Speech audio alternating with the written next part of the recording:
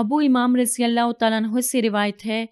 کہ رسول اللہ صلی اللہ علیہ وسلم نے فرمایا کہ میرے دوستوں میں بہت زیادہ قابل رشک میرے نزدیک وہ مومن ہے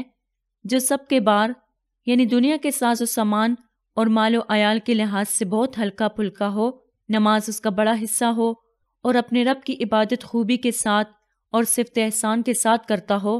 اور اس کی اطاعت و فرما برداری اس کا شعار ہو، اور یہ سب کچھ اخفا کے ساتھ اور غلوت میں کرتا ہو، اور وہ چھپا ہوا اور گمنامی کی حالت میں ہو،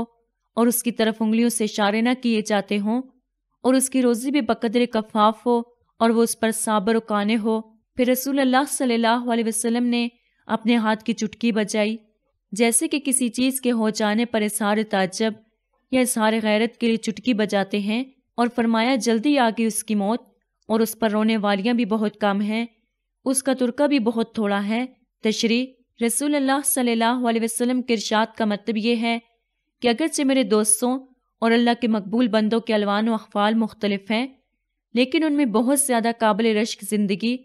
ان اہل ایمان کی ہے جن کا حال یہ ہے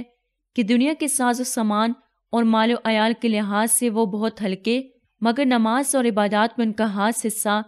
اور اس کے باوجود ایسے نامعروف اور گمنام کہ آتے جاتے کوئی ان کی طرف انگلی اٹھا کے نہیں کہتا کہ یہ فلاں بزرگ اور فلاں صاحب ہے، اور ان کی روزی بس قدر کفاف،